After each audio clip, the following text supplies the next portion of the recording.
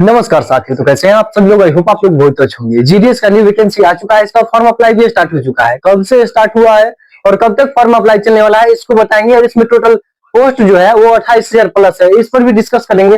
कितना प्रतिशत वाले बच्चे का इसमें सिलेक्शन हो सकता है, इस पर भी बात करेंगे। इसलिए वीडियो को शुरू से अंत तक जरूर देखिएगा। जितने भी बच्चे 18 साल से 40 साल के बीच में, वो सब इसमें फॉर्म अप्लाई कर सकते हैं। आइए बात करते हैं हम लोग जीडीएस की जो नई भर्ती है उसके बारे में। देखिए, इसमें एज जो रखा गया है वो 18 से 40 रखा गया है। मात्र 10वीं पास है, तो इसमें बिना कोई एग्जाम का डायरेक्ट नौकरी होने वाला है। 10वीं में अगर आपका नंबर ज्यादा आया हो परसेंटेज, जैसे कि 90%, 95%, अगर ऐसे परसेंटेज है 80% प्लस भी है, तो आपको उम्मीद रहता है जो कई जगह कुछ निम्न श्रेणी के लोग होते हैं, SC ST, वो वैसे लोगों को क्या हो जाता है, तो बहुत कम परसेंटेज पर भी उनका सिलेक्शन हो जाता है। तो पूरा संपूर्ण डिटेल्स देखते हैं भाई। 28,740 पोस्ट है, ठीक है। देखिए यहाँ पर ध्यान से, आवेदन जो है इसका शुरू हो चुका है 20 जनवरी से, चलने वाला है 4 फरवरी तक। यानी कि 20 जनवरी यानी कि बोले तो आज 7 दिन हो गया ना, 27 जनवरी है आज, और 20 जनवरी से 4 फरवरी तक इसका फॉर्म अप्लाई चलने वाला है। तो जितने भी बच्चे नहीं किए हैं वो कर लीजिएगा। देखिए किस स्टेट में कितना सीट है, वो सीट की संख्या यहाँ पर बताया गया। टोटल 28,700 सीट है, 28,740 सीट है, ठीक है।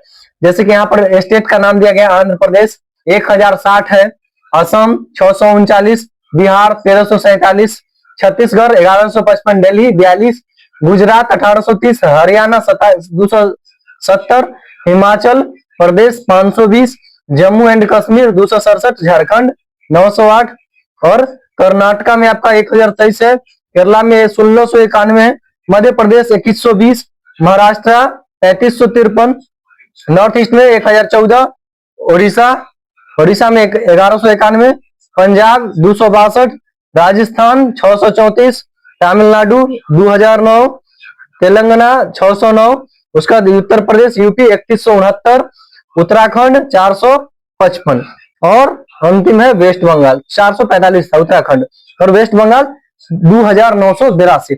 ये था स्टेट वाइज सीट की संख्या। फॉर्म अप्लाई शुरू हो चुका है। टोटल 28,770 वैकेंसीज है।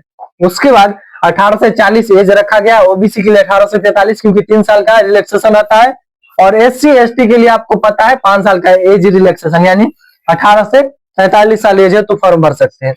आइए थोड़ा सा अब हम लोग इसके परसेंटेज पर बात कर लेते हैं। देखिए यहाँ पर अगर आपका परसेंटेज यहाँ पर है क्या क्या, मतलब कि ये पोस्ट का नाम कौन कौन इसमें रहता है, तो याद रखिएगा इसमें 3 प्रकार का पोस्ट रहता है। एक होता है BPM, ABPM और डाक होता है। यानी BPM branch post master, ABPM assistant branch post master होता है, ठीक है। इसमें जो सैलरी होता है भाई, सैलरी वो इस प्रकार होता है, 12,000 से 29,380 BPM में, ABPM में 10,000 से 24,470, और डाक में 10,000 से 24,470 होता है। देख लीजिए, इसमें डाक सेवक स्टाम्प की बिक्री, मतलब इनका काम क्या होता है, वो डाक डिलीवरी करना, रेलवे मेल सर्विस ऑफिस होता है यहाँ पर, मतलब वो उनका काम रहता है घर घर जाकर के डाक वाले को पहुंचाना। बाकी ये लोग का काम वहां पर ऑफिशियली रहता है, BPM और ABPM वालों का।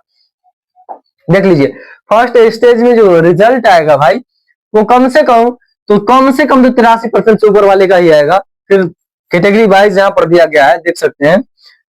कैटेगरीज तो यहाँ पर लिखे थे बट कर चुका है, ठीक है। जनरल, OBC, SC ST, ठीक है। ये कैटेगरी हो गया आपका। तो जनरल वाले का 83 से ज्यादा, OBC में 85 से अधिक, और SC ST में 75 से अधिक। कम से कम इतना डाटा फिक्स किया जाता है, लेकिन कट ऑफ कितना जाता है जानते हैं? 100 में 100 जाता है, 100 में 100, ठीक है।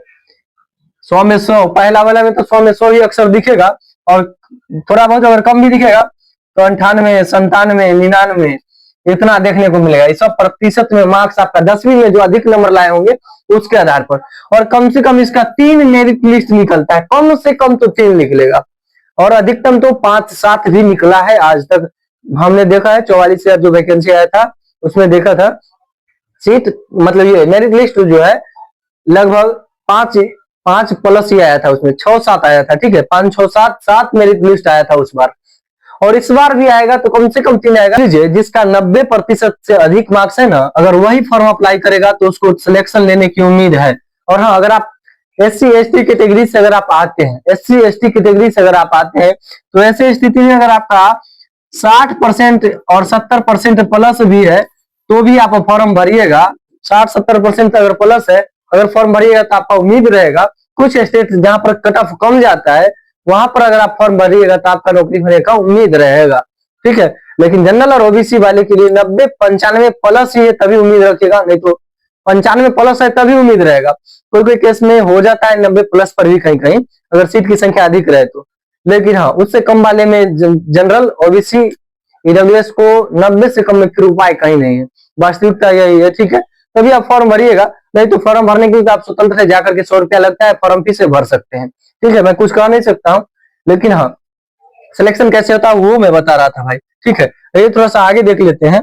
चलिए बस यही तक था और कुछ है नहीं। 1840, 100 रुपया फॉर्म फीस, जो आपका 10वीं का डॉक्यूमेंट है वही सब लेकर के जाइएगा, आपका फॉर्म अप्लाई हो जाएगा। और कोई डाउट हो तो प्लीज कमेंट सेक्शन में लिख के पूछ लीजिएगा, मैं प्रत्येक व्यक्ति के क्वेश्चन का जवाब जरूर देता हूँ, ठीक है भाई। चैनल पर पहली बार है तो प्लीज सब्सक्राइब और वीडियो को लाइक कर दीजिएगा और अपने फ्रेंड्स के बाद शेयर कर दीजिएगा। जय हिंद।